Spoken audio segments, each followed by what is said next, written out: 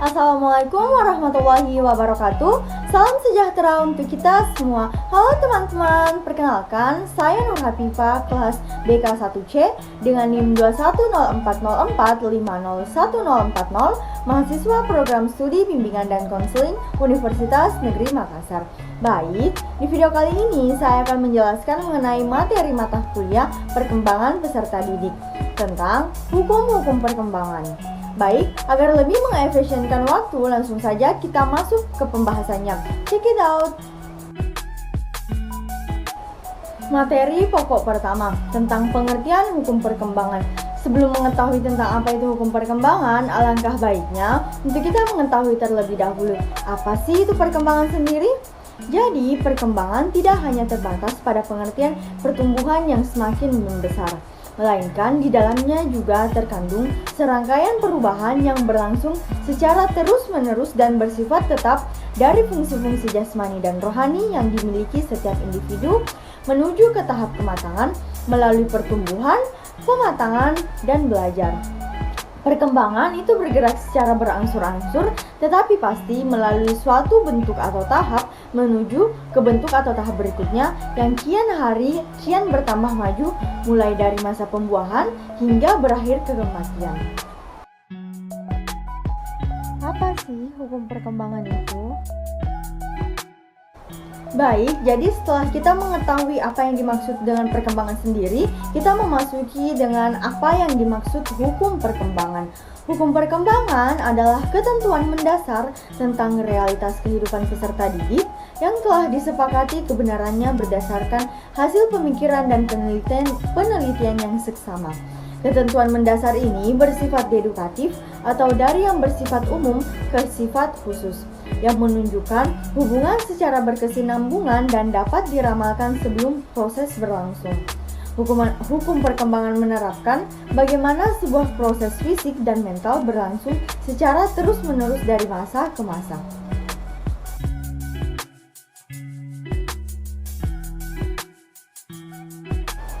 Hukum yang kedua yakni hukum mempertahankan dan mengembangkan diri. Dalam kehidupan timbul dorongan dan hasrat untuk mempertahankan diri. Dorongan yang pertama adalah dorongan mempertahankan diri, kemudian disusul dengan dorongan mengembangkan diri. Dorongan mempertahankan diri terwujud pada dorongan makan dan menjaga keselamatan diri sendiri. Anak menyatakan perasaan lapar, haus, dan sakit dalam bentuk menangis. Hukum yang kedua yakni hukum mempertahankan dan mengembangkan diri. Dalam kehidupan timbul dorongan dan hasrat untuk mempertahankan diri. Dorongan yang pertama adalah dorongan mempertahankan diri, kemudian disusul dengan dorongan mengembangkan diri. Dorongan mempertahankan diri terwujud pada dorongan makan dan menjaga keselamatan diri sendiri.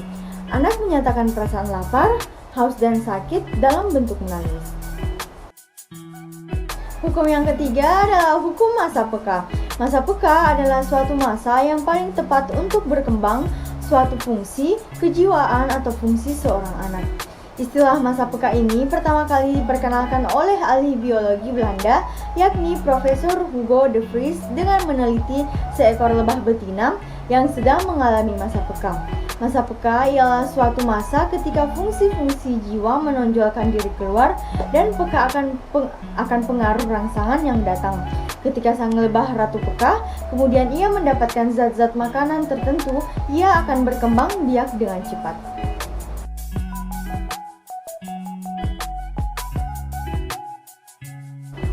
Yang hukum keenam yakni hukum tempo dan ritme perkembangan.